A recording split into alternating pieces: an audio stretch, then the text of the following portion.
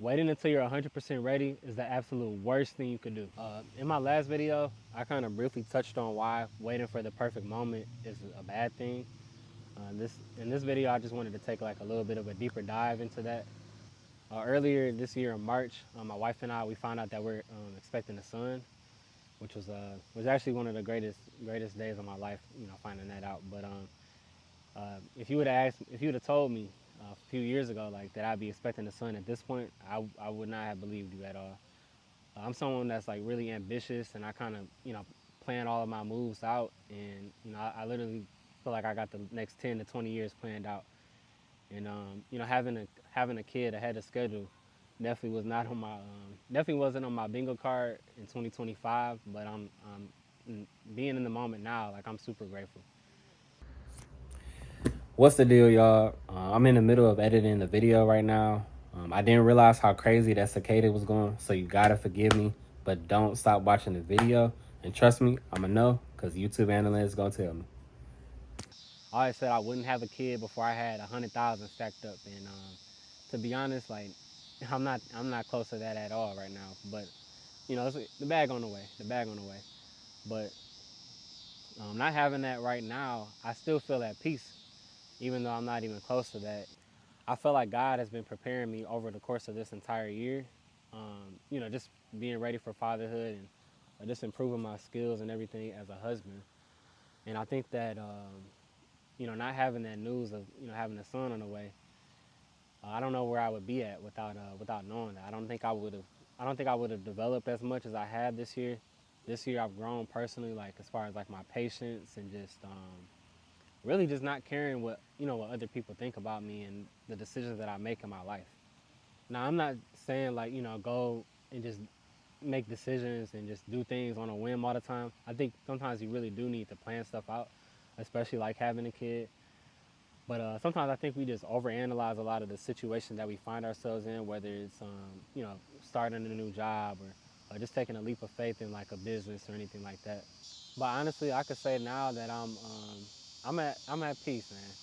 I'm really at peace with expecting a son. So as at the time of this recording, September 12th, he should be here sometime next month in October.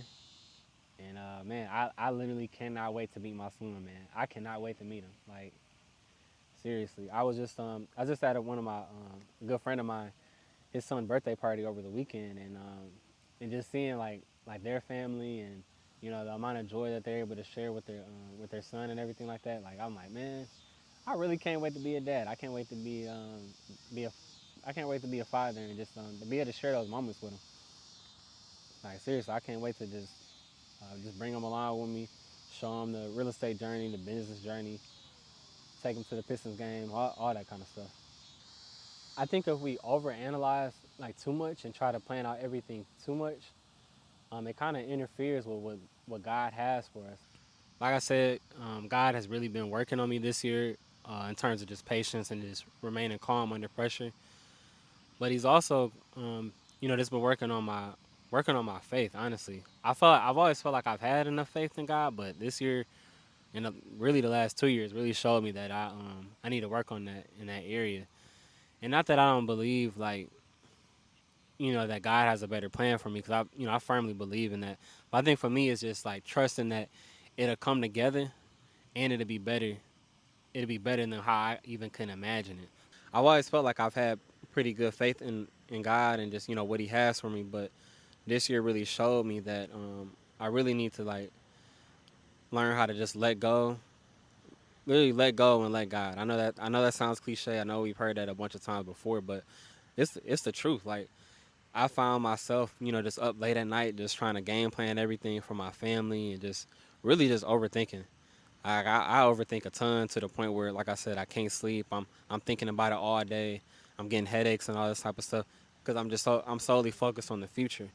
And God, I know God knows my heart and He understands that like it's just from a good place. I'm not trying to get rich and just spend a bunch of money and not be a good steward of my money, and what I mean, not be he knows that I want to do it to be able to set up my family for the future.